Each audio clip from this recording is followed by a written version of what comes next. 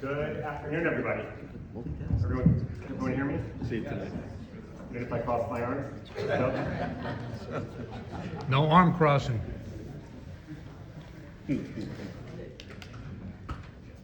So I was rehearsing my presentation last night with my wife, and I was going through the slides. And about 3 or 4 slides in, I noticed that her eyes were getting very heavy, starting to shut. I said, you know what? I'm putting myself to sleep. So I decided to change our presentation this morning a bit. A few years ago, Horst Schulze, the former CEO of Ritz-Carlton, spoke to a group at Greystone. He said that if you were to wake up any of the Ritz-Carlton employees at 2 o'clock in the morning, this could be someone in maintenance, housekeeping, someone in the front desk, someone in the back of the kitchen. You wake them up at 2 in the morning and you ask them, what is your job? They will all answer the same thing. Keep the guest. Keep the guest. Now, why did he say that? Well, you see, Horst had figured out that the lifetime value of a Ritz-Carlton guest was $250,000. That's not how much they would spend in 1 year, but over their lifetime, they'd be worth $250,000 to the firm. And so every interaction with a guest had $250,000 at stake. Why didn't Horst say that their job was to get as many new guests as possible? That's your job, right? It's $250,000 per guest. Get as many new guests as possible. But he didn't say that. He said your job was to keep the guests. Why? Because new relationships are hard to build. It takes time. It takes a lot of time. It takes money for marketing. It takes a little bit of luck. Right? Maybe, I don't know how many people heard of the Las Colinas Resort before, but it's a pretty nice place. Maybe I'll come here again. So it takes a little luck. But an existing relationship you already have. They're already in your building. They already trust you. They already see value in the relationship. That's why they're there. And so it was much more cost effective to focus on keeping the guest. And you know what? If you keep the guest, you can bet that they're going to tell their friends also that you're a firm that keeps the guest. And so the new guests will come as well.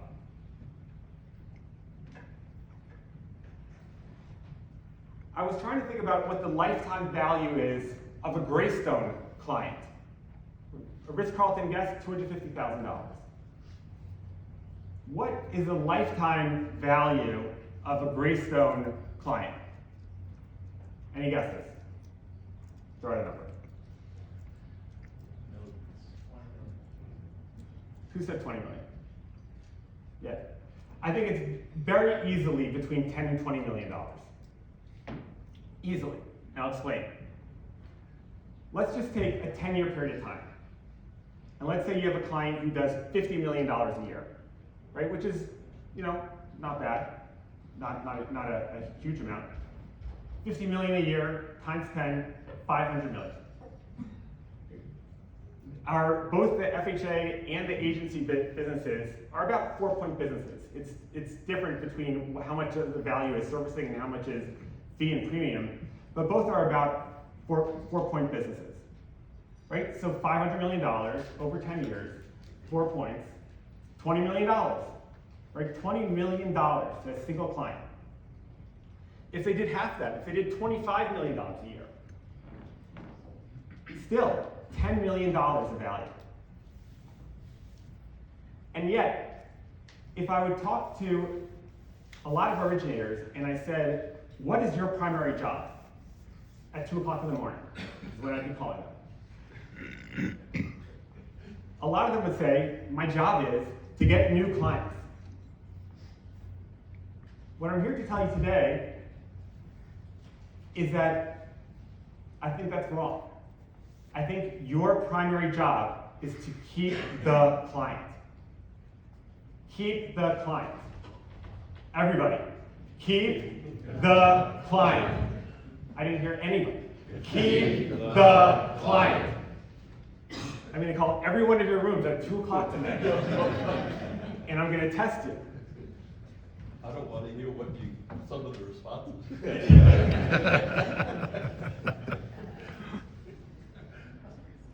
Now, I will say that that's the primary job of an originator, but it's all of our primary jobs. As an underwriter, as an analyst, as a business leader, as a product head, your job is to keep the client, right? And it's on all of us. It's your job. It's a primary focus. But the onus is on all of us in every product line to focus on doing whatever we can to keep the client. Now, how do you keep the client? We'll get back to some of the stuff, maybe.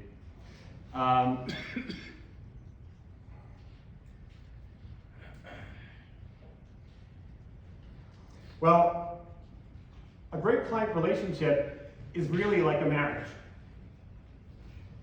So how do you keep a marriage healthy? Well, you don't stop dating after the wedding. You keep on dating. You got to keep the romance alive. Am I right? So, I think we have to do the same thing with our clients. We have to keep the romance alive. We have to keep on dating our clients. It doesn't stop when at the loan closing. In fact, I think that client retention starts. I used to say it starts at loan closing. It's not true. It starts when they sign the application. Right? At that time, they've walked in your door to check in, and now it's your responsibility to keep them. So what does that mean? Well, first of all, I think there's a lot of parallels that you can use between this and a relationship. Let them know you're thinking of them. Right? Send them, if there's a new product that's launched, think about who would benefit and let them know. But not just something that you have to sell. If you see an article that you think one of them would enjoy, send it to them. If you see a quote, it doesn't have to be a real estate quote, but a quote that you think they would enjoy, text them a quote. A book that they think they would like, send them a book. But let them know that you are thinking of them. Of course, to let them know requires regular check-ins.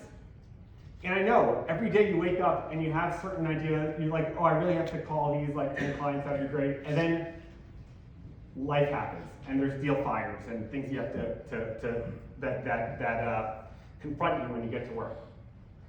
But build it into your calendar.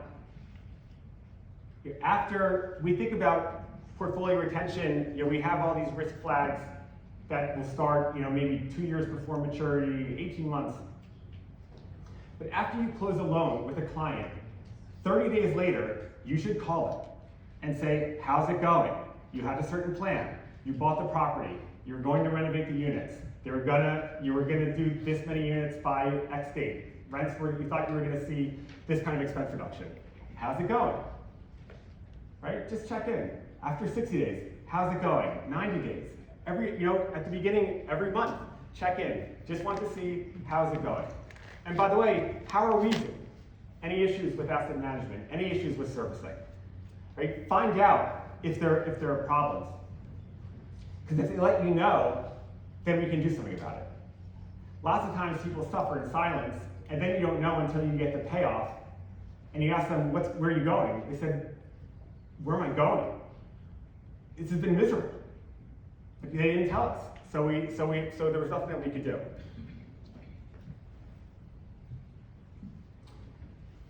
Rich said before that one of the most important things to as for a salesperson to do is to listen. I have a podcast, maybe you've heard of it, Origination. You guys should all subscribe. Many of you have been guests. On the podcast, I interview the top salespeople in the industry, and to try to understand what separates the top performers. What's interesting is that everyone, I've interviewed maybe 40 people. Every one of them has their own unique way of doing the business, their own unique flavor on how they do sales. But there's one thing that they all have in common. They listen. They don't sell. A lot of them wouldn't even consider themselves salespeople, but they listen. They keep their ears open. When you call, listen. What's on their mind? What are they worried about? What are they thinking about? Listen, and then you'll find out. They'll tell you how you can add value. Now, I would add that to retain the client does not always mean to keep their loan. Right? We would like it to, but it doesn't always mean that. Why? Because the relationship is based on us advising them on what's best for the client.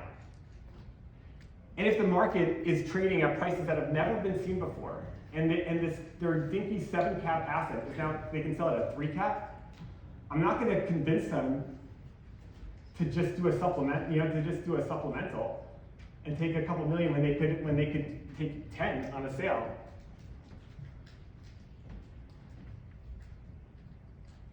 Last year, retention was tough, right? Things were selling at record prices, and the banks were very aggressive.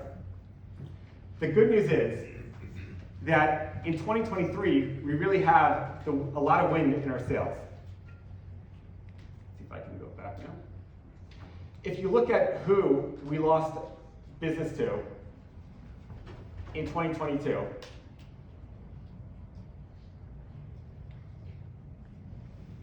right? People throw around the phrase like lost to competition, right, in terms of where the loans went. That's a misnomer, because most of our business that we lose to other lenders is not to direct competition. If you can see, most of the loans that we lost to other lenders were to banks. In fact, it was about 67% of all the loans went to banks last year.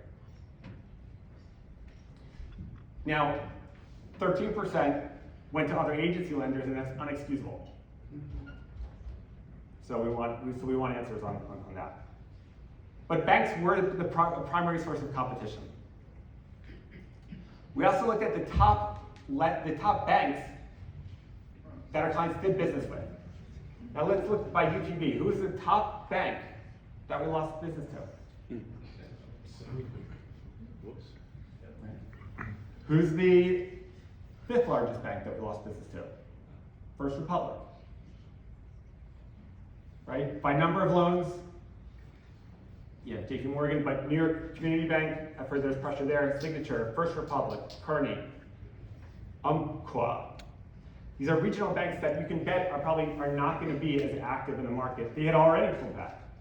But now there's going to be a lot more scrutiny on all these banks, and you can bet that they will not be putting it up as much of a fight as they did last year. Sales, of course, have also stalled, as we know.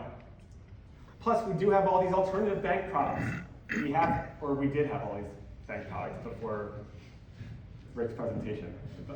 But they'll be back, right? The Webster Bank, I mean, I've heard from other lenders and brokers who are like, what is with that Webster Bank product? We can't compete with it. So we have an amazing amount of ammunition at our disposal.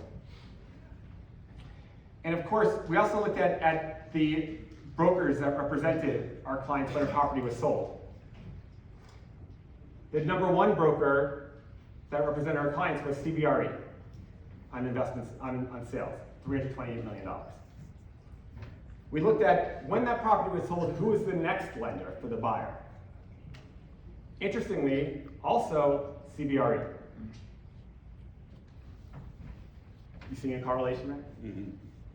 Right? It makes a difference. We have Cushman and Wakefield as a partner, right? As not just like a venture partner, an actual partner in our company. Getting them in front of a client, you will look good. And that will translate into serving the client on the investment sales, and hopefully it'll end up with the acquisition debt as well. So I want to leave you guys with a few just pieces of retention advice. There's a quote that I heard that in times of distress, the first thing that people lose is their future. Right? When things on Thursday and Friday, when Silicon Valley Bank was having all of those problems, you can bet there were thousands of people that could not think past the next hour. Right? Forget about the future. Forget about the weekend. Right? I can't even think beyond the next few hours. This is one of those moments. We don't know where the interest rates keep on going up. We don't know where the market is. Now, who knows what's going to happen with the banks? I happen to think that this could be the tip of the iceberg. We'll find out. But people are nervous. They're glued to their phones and computers. They're watching the news. What's the next bank to fall? What's the next bank to fall? What we need to do is to restore our clients' futures. And one way to do that is to expand the aperture of their time perspective. Right? Let's talk not about what we're going to do in the next 3 days. Let's come up with a 3-year plan. Let's sit down with your portfolio. One way or another, it's a cycle. Things will recover, the market will come back. Let's look at a 3-year plan. Let's sit down with your portfolio and talk about 3 years. One thing that they should learn from seeing the Silicon Valley situation is that you need to ladder the maturities of your loans. Right? You don't want to have all of your loans maturing in 5 years. The fundamentals in the multifamily market have been strong. They've always been strong. But I've said for a long time, there's one risk that you have as a multifamily owner, one primary risk. What is that? Loan maturity. And you just hope like hell that your loan isn't maturing on the Friday that Silicon Valley Bank is taken over by the FDIC.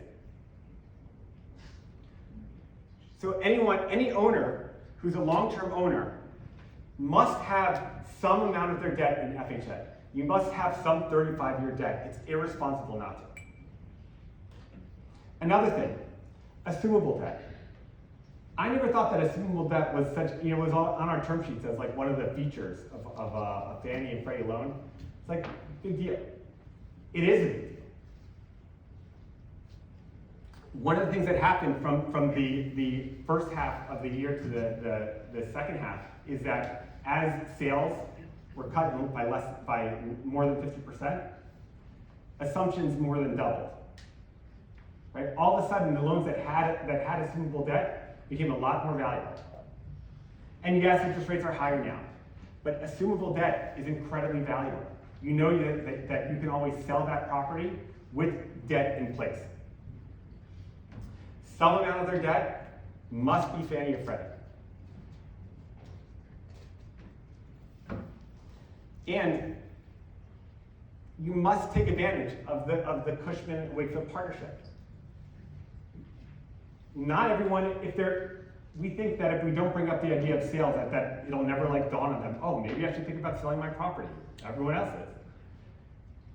We're not the ones if we don't bring it up, it's already on their minds. Right? So we should be out ahead of it. Every conversation is, should you sell, should you refinance? Right? If you do that, then they'll make an informed decision, and they'll respect the fact that you were honest with them and that you were looking out for them. And Cushman is not just the investment sales, right? It's also asset services. I was saying to Avery during the break that she makes it very easy for us to look great. All you have to do is put her in a room with your client, and you look like a genius. It's because the data that she has at her fingertips and the reporting is how many over 100,000? How many units? 180,000 units, right? That you have access to data for. It's scary being an owner when all you know is your own little 500 unit or 1,000 or 10,000 unit portfolio. 180,000 units, you have real information. So you must take advantage of that. Lastly, I would say use G2. You know, we are here, we literally exist to make your lives easier. Right? That's what we do. We're here to make your lives easier.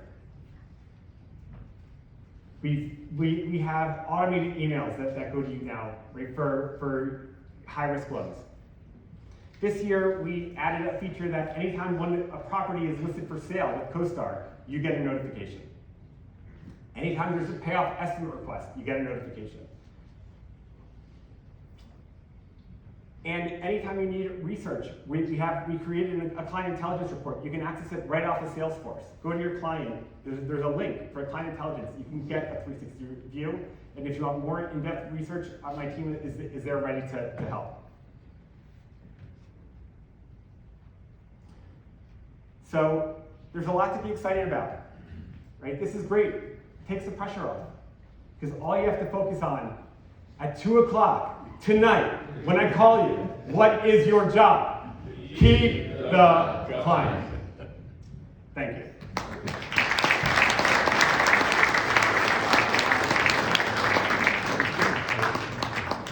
Nice job.